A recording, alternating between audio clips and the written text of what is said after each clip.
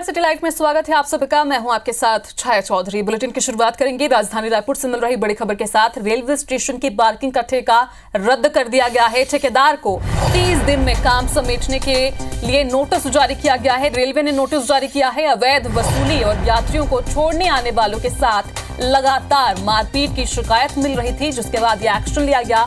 लगातार शिकायतों के बाद ये निर्णय लिया गया है। रेलवे ने नोटिस जारी कर दिया गया है और 30 दिन के अंदर काम समेटने के ठेकेदारों को आदेश जारी किए गए हैं। तो राजधानी रायपुर से आपको खबर बता रहे हैं। इसी खबर पर तहसीन हमारे साथ सीधे रायपुर के रेलवे स्टेशन से लाइव जुड़ रहे हैं। तो तहसीन, हमने भी देखा था, सबसे पहले हमने ही खबर चलाई थी जहां पर जो पार्किंग के ठेकेदार हैं उनकी मनमानी भी सामने आ रही थी। आने जाने वाले जो लोग हैं उनको भी काफी परेशानियों का सामना करना पड़ रहा था। और देखिए, अंततः ये हुआ कि अब ठेकेदार को जो वो है उनका ठेका है वो रद्द कर दिया गया है। आप वहां पर मौजूद हैं, आप किस तरह की वहां पर तस्वीर देख पा रहे हैं? देखिए छाया, जिस तरीके से यहाँ पे मनमानी चलाई जा रही थी पार्किंग ठेकेदार के द्वारा, अवैध वसूली की शिकायतें मिल रही थी। IBC 24 ने इस खबर को बड़ी प्रमुखता से कई बार दिखाया। उसके बाद जो आज एक बड़ा फैसला इसमें आया है कि रेलवे ने इसमें जो इनकी जो टेंडर था उसको निरस्त करने की यहाँ पे उन्होंने आदेश जारी किए हैं। और उससे पहले जो नियम अनुसार जो 30 दिन का नोटिस होता है वो जारी किया है पार्किंग ठेकेदार को। उसके बाद जो है यहाँ पे एक व्यवस्थित पार्किंग जो है की सुविधा यहाँ पे लोगों को मिले, इसकी रीटेंडरिंग की जाएगी। जैसा कि हमारी आज अभी जो थोड़ी देर पहले जो अधिकारियों से, सीनियर अधिकारियों से जो बात हुई, इसमें सबसे ज़्यादा अगर खुशी की अगर बात करें तो सबसे ज़्यादा खुश जो है यहाँ के ऑटो यूनियन के लोग हैं जो हमारे साथ हैं। हम उनसे ही सीधे बात करते हैं कि किस तरीके की इनको एक बड़ी राहत यहाँ पे मिली है, क्योंकि एक इससे पहले भी ऑटो यूनियन ने घेराव किया था आप लोगों के द्वारा, क्योंकि एक बड़ी खबर यहाँ पे ये आई है कि ये जो पार्किंग का ठेका था इसको निरस्त किया गया। हालांकि अभी 1 महीने का नोटिस है। किस तरीके से आप इसको देखते हैं? नहीं, ये बड़ी अच्छी बात है। और पूरे रायपुर के इतिहास में रेलवे स्टेशन पे जितने भी पार्किंग हुई है उनमें सबसे ज़्यादा अवैध वसूली अगर किसी ठेकेदार ने किया है तो इसी वर्तमान ठेकेदार ने किया है। और इसने किसी को नहीं बख्शा। इसने अवैध तरीके से पूरे लोगों से, जबकि रेलवे की तरफ से पिकअप एंड ड्रॉप फ्री था, उसके बाद भी लोगों से लगातार अवैध वसूली। और सबसे पहले रायपुर ऑटो संघ ने ही रेलवे DRM का घेराव करके इस ठेकेदार के खिलाफ एक आंदोलन की शुरुआत की थी। और ये हमारे लिए बड़ी खुशी की बात है कि आज ऐसे एक ठेकेदार का इस रेलवे स्टेशन परिसर से अंत हो रहा है जिसने रायपुर की जनता को सिर्फ लूटने का काम किया था। बिल्कुल, जिस तरीके से देख सकते हैं हम यहाँ पे कुछ और लोगों से बात करते हैं। किस रूप में देखते हैं यहाँ पे आप? अभी देर हालांकि इतने खुश हैं कि कुछ बोल नहीं पा रहे हैं कि ये किस तरीके से इनको जो है खुशी है। लेकिन आप देख सकते हैं कि यहाँ पे सभी ऑटो वाले जो हैं यहाँ मौजूद हैं। हम यहाँ पे आपको एक बार फिर से दिखाना चाहेंगे कि ये जो पार्किंग जो की गई थी, जो नियम था उससे को भी हटके जो इलाके थे वहाँ पे इस तरीके के बैरिकेड लगाए गए थे। और इसमें अब जो हमारी जो अधिकारियों से बात हुई उसमें ये कहा गया है कि अब यहाँ पे समुचित और लोगों को राहत देने वाली जो पार्किंग है वो व्यवस्था की जाए। उसके लिए अब RPF और यातायात पुलिस के साथ मिलके चर्चा की जाएगी और उसके अलावा जो है रीटेंडरिंग की जाएगी। ये भी माना जाता है कि जिस तरीके से यहाँ पे एक किसी भी शहर की जो स्टेशन और एयरपोर्ट जो होता है वो वहाँ की पहचान होता है, लेकिन जिस तरीके से लगातार यहाँ पे गुंडागर्दी बढ़ना, उसके बाद जो अवैध वसूली की शिकायतें जो लगातार मिल रही थी, तो ये रेलवे में एक समीक्षा बैठक हुई। उसके बाद ये जो शिकायतें मिली थी उसके बाद ये निर्णय रेलवे के अधिकारियों द्वारा लिया गया है। तो कुल मिला के कह सकते हैं कि शहरवासियों के लिए एक राहत भरी खबर ये है कि अब यहाँ पे जो पार्किंग का जो ठेका था अब वो आने वाले दिनों में जल्द समाप्त होने वाला है। जी बिल्कुल तहसीन, तो सिर्फ रायपुर ही नहीं बल्कि जो दूसरे शहर से, दूसरे राज्य से लोग आते थे उनके लिए भी काफी राहत की बात है, क्योंकि यहाँ सिर्फ पिक एंड ड्रॉप के लिए अगर कोई जाता था तो उनसे भी पैसे वसूले जाते थे। फिलहाल बहुत बहुत शुक्रिया तहसीन जानकारी के लिए। तो वहीं इंदौर से आपको बड़ी खबर बता दें, ईडी की छापेमार कार्रवाई लगातार जारी है। छापेमार कार्रवाई में बड़ी मात्रा में नकद जब्त किया गया है। 1 करोड़ 30 लाख रुपए ईडी ने जब्त किए हैं। 3 करोड़ रुपए की FD भी सामने आई है। बड़ी खबर आपको बता रहे हैं इंदौर से, निगम घोटाले से जुड़े कई दस्तावेजों को भी ईडी ने जब्त किया है। घोटाले से जुड़े लोगों पर ईडी ने छापामार कार्रवाई की है। तो देखिए ईडी की कार्रवाई लगातार जारी है और एक बार फिर से ईडी ने नगद कैश जब्त किया है। 3 करोड़ रुपए से ज्यादा के यहां पर नकदी जब्त की गई है और निगम घोटाले से जुड़े कई अहम दस्तावेज भी ईडी ने बरामद किए हैं।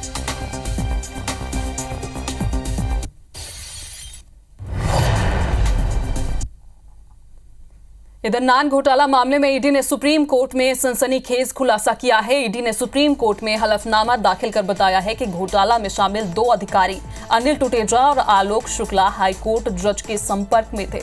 ईडी ने सुप्रीम कोर्ट में बताया कि अक्टूबर 2019 में आलोक शुक्ला को जमानत देने वाले हाईकोर्ट के एक जज के संपर्क में थे। साथ ही ईडी ने यह भी दावा किया है कि तत्कालीन महाधिवक्ता दोनों अधिकारियों और जस्टिस के बीच संपर्क बना रहे थे। हालांकि ईडी हलफनामे में संबंधित न्यायाधीश का नाम नहीं है। ईडी ने दावा किया है कि तत्कालीन भूपेश बघेल के नेतृत्व वाली कांग्रेस सरकार के 2 नौकरशाह उनके खिलाफ मामले को कमजोर करने के लिए सबूतों के साथ छेड़छाड़ भी कर रहे थे, जो मुकदमे को पटरी से उतारने की कोशिश की जांच शुरू करने के लिए पर्याप्त सबूत हैं।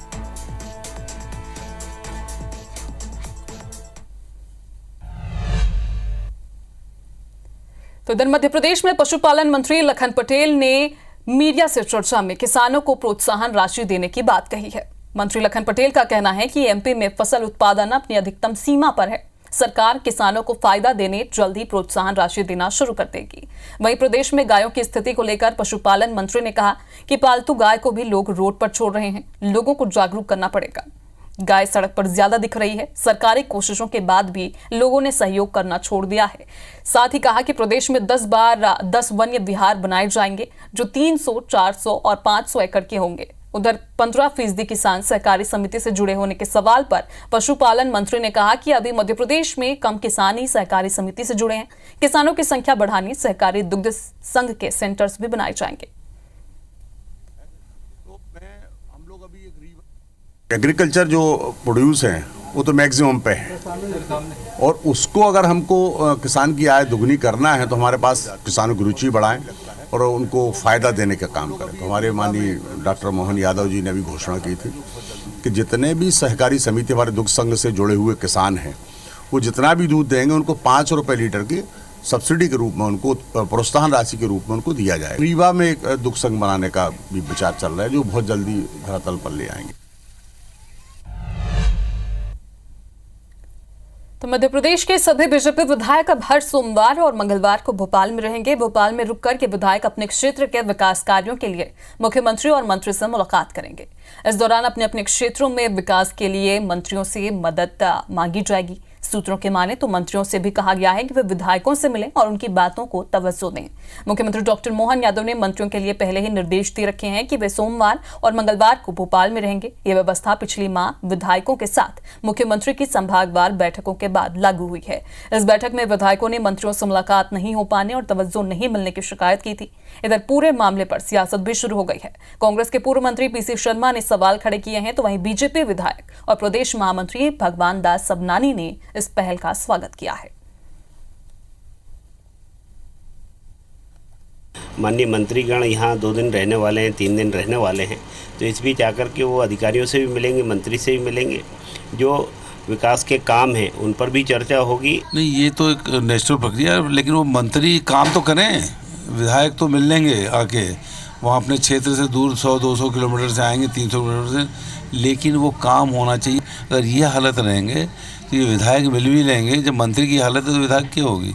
तो इन सब इस सिस्टम कुछ करना पड़ेगा। सिस्टम गड़बड़ है सिस्टम। तो वहीं इंदौर के कांग्रेस कार्यालय में मंत्री कैलाश विजयवर्गीय के स्वागत करने को लेकर उपजा विवाद थमने का नाम नहीं ले रहा है।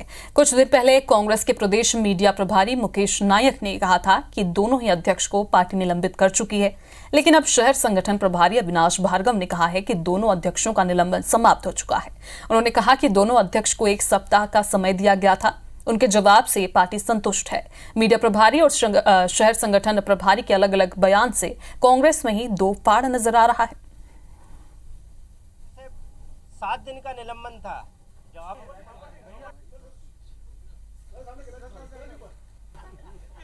जिला कांग्रेस कमेटी और शहर कांग्रेस कमेटी के अध्यक्षों को 7 दिन के लिए निलंबित किया गया था। चूँकि 20 तारीख को निलंबन का पत्र मध्य प्रदेश कांग्रेस कमेटी ने जारी किया वो 7 दिवसीय निलंबन था। जब 7 दिन पूरे हो गए 27 तारीख के बाद तो स्वतः ही निलंबन निरस्त हो गया। हमारे शहर कांग्रेस कमेटी और जिला कांग्रेस कमेटी इंदौर यथावत अपनी स्थिति में पूरी ताकत के साथ काम कर रही है। पूरी तरीके से तो बारिश के मौसम में लोग तो बीमार हो ही रहे हैं, लेकिन अंबिकापुर में मेडिकल कॉलेज अस्पताल के बीमार होने का मामला सामने आया है। और हम ये क्यों कह रहे हैं, देखिए इस रिपोर्ट में।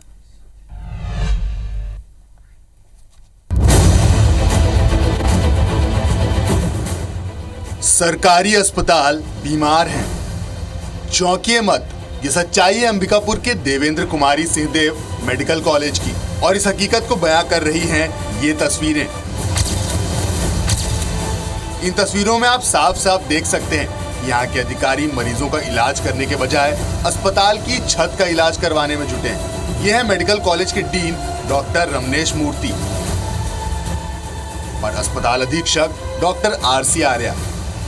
ये लोग छत में प्लास्टिक की तिरपाल लगवा रहे हैं, वो इसलिए क्योंकि इन 2 दिनों के अंदर ही अस्पताल के 2 स्थानों पर फॉल सीलिंग गिरने की घटनाएं हो चुकी हैं। और ये हालात तब हैं जब यहाँ रेनोवेशन के नाम पर करोड़ों का वारा न्यारा किया जा चुका है। बदहाली का आलम यह है कि यहाँ मरीजों को खौफ के साए में इलाज कराने को मजबूर होना पड़ रहा है। तो वहीं अब स्थानीय लोग अस्पताल के रेनोवेशन की जाँच की मांग कर रहे हैं। बहुत ज्यादा लोग डरते हैं ना, घटक बिजली चमकते है तो इसीलिए वहाँ से यहाँ तक पूरा टपकता है, आते रहते हैं तो पानी टपक लीजिए। बरसात अभी सवाब पे भी नहीं आया है कि सब वार्डों में, चाहे वो फीमेल वार्ड हो मेल वार्ड हो, सब जगह से बहुत भारी मात्रा में पानी। ये दोनों मेडिकल कॉलेज के सुपरिटेंडेंट और यहाँ के डीन को तत्काल निलंबित करके पूरे मामलों की जांच टीम बैठाकर जांच करानी चाहिए। मेडिकल कॉलेज अस्पताल का संचालन जिला अस्पताल की पुरानी बिल्डिंग में ही किया जा रहा है, जिसके रेनोवेशन में पहले ही करोड़ों रुपए खर्च किए जा चुके हैं। लेकिन मेंटेनेंस की गुणवत्ता कितनी बेहतर है उसे आप देख ही रहे हैं। जगह जगह से सीलिंग भरभरा कर गिर रही है। सुनिए इस मामले में डीन का क्या कहना है। CGMSC को पत्र भी लिखा जा चुका है और प्राक्कलन प्राप्त कर लिया गया है। अभी तत्काल में टीन शेड लगाना संभव नहीं है, इसलिए तारपालिन के माध्यम से और बरसात की स्थिति में सीपेज लीकेज और जो ये पानी चूने की स्थिति है इसको एक हद तक रोका जा सकेगा और मरीजों को जो होने वाली परेशानियों को एक हद तक नियंत्रण में रखा जा सकेगा। अब इसे विडंबना कहिए या सिस्टम की बदहाली या फिर कहिए सरकार और प्रशासन की उपेक्षा, मगर सच तो आपके सामने है कि तमाम दावों और वादों के बावजूद भी लोगों को इलाज देने वाले अस्पताल खुद ही बीमार पड़े हैं। लेकिन बड़ा सवाल स्वास्थ्य विभाग के जिम्मेदारों से भी है कि आप समय पर कब जागेंगे और कब व्यवस्थाएं दुरुस्त करेंगे। अभिषेक सोनी, IBC 24, सरगुजा। इधर छत्तीसगढ़ हाईकोर्ट ने सड़कों पर मवेशियों के नहीं हटने और दुर्घटनाओं को गंभीरता से लिया है। हाईकोर्ट ने छत्तीसगढ़ के मुख्य सचिव से 4 हफ्ते में जवाब तलब किया है। हाईकोर्ट ने याचिकाकर्ता के वकील ने मवेशियों की मौत के आंकड़े भी कोर्ट में पेश किए हैं, जिसमें जनवरी 2024 से अब तक 73 हादसों में 55 लोगों की मौत की जानकारी दी है। हाल ही में बीते 7 जुलाई को तिल्दा ब्लॉक के किरना क्षेत्र में अज्ञात वाहन की टक्कर से 15 गायों की मौत हुई थी। कुछ ग्रामीण भी घायल हुए थे। प्रदेश के नेशनल हाईवे पर 52 ऐसी जगह हैं जहां मवेशियों के कारण हादसे होते हैं। वहीं याचिकाकर्ता का पक्ष सुनने के बाद हाईकोर्ट ने सभी नगरपालिका निगम आयुक्तों और ग्राम पंचायतों को कड़े निर्देश देते हुए कहा है कि सड़कों और राजमार्गों में आने वाले पशुओं को रोकें और संभावित दुर्घटना रोकने के लिए सख्त कदम भी उठाएं। मुख्य सचिव सभी जिलों में हितधारकों को जरूरी और प्रभावी आदेश जारी करने के निर्देश जारी करें।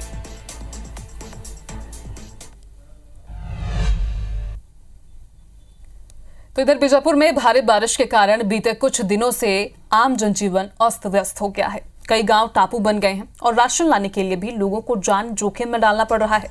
सालों से यही हालात है, लेकिन अब तक सुधार नहीं हो पाया। वहीं मीडिया में इन खबरों को आने के बाद हाईकोर्ट ने स्वतः संज्ञान लिया और मामले में शासन को नोटिस जारी किया है, जिस पर सरकार की ओर से कहा गया है कि बीजापुर जिले के दूरस्थ इलाकों में इस तरह की समस्या आती है, जिसके मद्देनजर पीडीएस दुकानों में 4 महीने का राशन एक साथ ही दे दिया जाता है। लेकिन इसका एक और पहलू ये है कि राज्य सरकार की नीति के अनुसार जहां न्यूनतम 500 हितग्राही हो, वहीं पीडीएस दुकानें खोली जाती हैं। मौजूदा मामले में जो गांव प्रभावित है वहां लाभार्थियों की इतनी संख्या नहीं है, इसलिए वहां पीडीएस दुकान भी नहीं है। उन्होंने आगे कहा कि पीडीएस दुकानों के माध्यम से खाद्यान्न वितरण में ग्रामीणों को कोई कठिनाई ना हो, इसके लिए राज्य और जिला प्रशासन उपाय कर रहा है। हाईकोर्ट ने बीजापुर कलेक्टर को सुनवाई की अगली तारीख से पहले वर्तमान जनहित याचिका के संबंध में अपना व्यक्तिगत हलफनामा दाखिल करने के निर्देश दिए। वहीं मामले में अगली सुनवाई 14 अगस्त को होगी।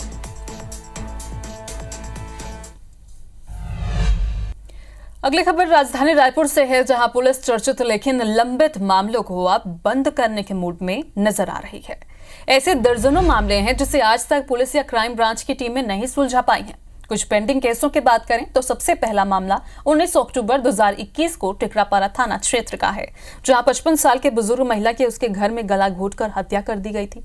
इसी तरह टिकरापारा थाना क्षेत्र में 4 अप्रैल 2022 को अज्ञात डकैतों ने पति पत्नी को घर में बंधक बनाकर 12 लाख रुपए और 2 पहिया वाहन लेकर फरार हो गए थे। दरसिवा के अकोली गांव में अप्रैल 2022 की रात किसान के घर से 10 लाख के जेवरात और नकदी लेकर फरार हो गए थे। रहीजा ग्रीन कॉलोनी में ठेकेदार के घर से 5 लाख से ज्यादा के जेवरात और नकदी चोरी हुई थी। अगस्त 2022 में कबीर नगर इलाके में ट्रक ड्राइवर दीपक साहू की बाइक सवार बदमाशों ने हत्या कर दी थी। खरोड़ा थाना इलाके में महिला के उसके ही घर में हथौड़े से हत्या कर दी गई थी। इसके अलावा खरोड़ा में ही अनाज कारोबारी से जून 2024 में दिन दहाड़े ऑफिस में घुसकर पिस्तौल की नोक पर 27 लाख रुपए की लूट हुई थी। वहीं तिलदा इलाके में भी 7 लाख रुपयों से भरा बैग लेकर 2 अज्ञात नकाबपोश फरार हो गए थे। इन सभी मामलों को पुलिस नहीं सुलझा पाई। हालांकि पुलिस समय समय पर पेंडिंग मामलों की समीक्षा भी करती है। इसके बावजूद ये मामले अब तक पेंडिंग पड़े हैं। जितने भी पुराने मामले हैं जो कि अभी अनसुलझे हैं और सभी को अलग अलग से प्रत्येक प्रकरण में आदरणीय एसएसपी सर के मार्गदर्शन में जो राजपत्रित संबंधित अधिकारी हैं, सीएसपी हैं, एडिशनल एसपी हैं, सभी के लिए अलग अलग से पृथक से टीम बनाई गई है। उनके पर्यवेक्षण में कई प्रकरणों में जो पुराने प्रकरण है उसमें सफलता भी मिली है और आने वाले समय में जितने प्रकरण हैं उस पर बारीकी से जाँच जारी रहेगा। तो वहीं जबलपुर में फर्जी अंक सूची लेकर 30 साल तक महिला के नौकरी करने का मामला सामने आया है। अफसरों को फर्जीवाड़े की जानकारी लगते ही मामले में जांच कार्रवाई की गई, जिसमें खुलासा हुआ कि फर्जी मार्कशीट लगाकर महिला ने संयुक्त संचालक लोक शिक्षण कार्यालय में भृत्य की नौकरी पाली थी। जिला शिक्षा अधिकारी की जांच रिपोर्ट के आधार पर महिला के खिलाफ धारा 420 के तहत मामला दर्ज कर जांच शुरू कर दी गई है। जांच के दौरान अधिकारियों ने भृत्य अनीशा बेगम से भी पूछताछ की है, जिसमें अनीशा बेगम ने बताया कि वो निरक्षर है। जिला शिक्षा अधिकारी कटनी की जांच में अंक सूचियाँ गड़बड़ पाई गई, फर्जी पाई गई। उसके आधार पर संयुक्त संचालक के पत्र के थाने में दिया गया और उसके आधार पर एफआईआर कराई। संयुक्त संचालक लोक शिक्षण विभाग में अनीसा बेगम नाम की महिला भृत्य के पद पर कार्य कर रही थी। जिला शिक्षा अधिकारी द्वारा एक जांच प्रतिवेदन थाना बेलबाग में प्रस्तुत किया गया, जिसमें यह पाया गया कि यह फर्जी अंक सूची के आधार पर इसने नियुक्ति पाई थी और यह बातें जिला शिक्षा अधिकारी ने सिद्ध पाया, जिस पर थाना प्रभारी बेलबाग के द्वारा इस महिला के विरुद्ध धोखाधड़ी का अपराध पंजीबद्ध कर लिया गया है और इसमें विवेचना की जा रही है। तो राजधानी रायपुर से खबर है, जहां बस ओनर्स फेडरेशन ऑफ छत्तीसगढ़ की बैठक हुई और बैठक में प्रदेश भर में चल रही सिटी बसों को नगर निगम सीमा क्षेत्र में 16 किलोमीटर के अंदर चलाए जाने की मांग पर चर्चा हुई। इसके अलावा हर संभाग में एक रीजनल ट्रांसपोर्ट अथॉरिटी आरटीए नियुक्त करने की मांग पर सहमति बनी है। दरअसल पिछली सरकार ने एक आरटीए नियुक्त किया था, जिसके सरगुजा, बस्तर और रायगढ़ के बस मालिक काफी परेशान हैं। फेडरेशन के महासचिव भावेश दुबे ने बताया है कि सिटी बसों का संचालन नगर निगम सीमा क्षेत्र से बाहर होने से छोटे बस मालिकों को परेशानी हो रही है। सवारी नहीं मिलने से कई छोटे बसों का परिचालन भी बंद करना पड़ रहा है। बता दें कि अपनी मांगों को लेकर बस एसोसिएशन के पदाधिकारी पिछले दिनों मुख्यमंत्री विष्णुदेव साय से भी मिले थे। इस दौरान सीएम ने सभी मांगों पर विचार कर निर्णय लेने का आश्वासन भी दिया था। बैठक में फेडरेशन के संरक्षक, भाजपा के प्रदेश महामंत्री संजय श्रीवास्तव, सभी सदस्य और बस ओनर्स मौजूद रहे। एक सिटी बस को लेके था, जो बहुत दिनों से हमारी मांग चल रही है। जब से सिटी बस छत्तीसगढ़ में चल रही है, आप देखिए वो सिटी बस नहीं है, वो एक जिले से दूसरे जिले में चल रही है, जबकि उसको चलना चाहिए 16 किलोमीटर। वहाँ के लोकल जो सिटी बस, जो मिनी बस वाले हैं, वो आज सर्वाइवल की स्थिति में नहीं है। बहुत सारी समस्याएं उनकी रहती हैं और आज एक बड़ी बैठक जो प्रदेश स्तरीय बैठक रही, उसमें विभिन्न प्रकार की जो समस्याओं का उन्होंने जिक्र किया है और एक एक समस्याओं पर चर्चा यहाँ पर हुई है। इससे नहीं इसका निराकरण नहीं किया जा सकता। तो निश्चित रूप से बस ओनर्स जितने हैं उनके साथ में मिलकर प्रशासन से, परिवहन विभाग से, माननीय मुख्यमंत्री जी से, परिवहन मंत्री जी से बातचीत करके इन समस्याओं को निराकरण किया जाएगा। इधर मध्य प्रदेश के ग्वालियर शहर के चिड़ियाघर में खुशखबरी सामने आई है। चिड़ियाघर गांधी प्राणी उद्यान में बाघ का कुनबा बढ़ गया है। चिड़ियाघर की मादा टाइगर मीरा ने 3 शावकों को जन्म दिया है। इनमें 2 सफेद, 1 पीले शावक हैं। अब ग्वालियर चिड़ियाघर में टाइगर की कुल संख्या 12 हो गई है। यहाँ 5 सफेद, 7 रॉयल बंगाल टाइगर हैं। गांधी प्राणी उद्यान देश का पहला जू बन गया है जहाँ इतनी बड़ी संख्या में टाइगर मौजूद हैं। वहीं 39 दिन पहले जन्मे 3 टाइगर के शावकों को छोड़ दिया गया है। इन शावकों को नामकरण के लिए लोगों से नाम मांगे गए हैं। इन नामों में पर्ची निकाली जाएगी और जो नाम लिखकर सामने आएंगे उस आधार पर तीनों शावकों का नाम रखा जाएगा। ग्वालियर के लिए तो बहुत बड़ी खुशखबरी है कि दुर्गा ने 1 नर 2 मादा को जन्म दिया है और कल रात को ही मीरा ने भी 3 शावकों को जन्म दिया है। तो ये हमारे शहर के लिए भी खुशखबरी है। नाम लिखवाए गए हैं, फिर शायद मेरे ख्याल से लॉटरी के द्वारा निकाले जाएंगे, पर्चियाँ डाली जाएंगी तो उसके द्वारा नाम निकलेंगे शावकों के। दुर्गा ने जो 3 शावकों को जन्म दिया था वो आज खुले वातावरण में छोड़े गए हैं। और आज रात को फिर बड़ी खुशी की बात है कि मीरा ने 3 शावकों को जन्म दिया है।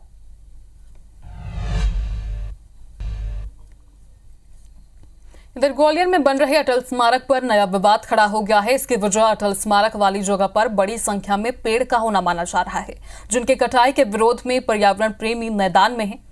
इस पर पेश है हमारी एक खास रिपोर्ट।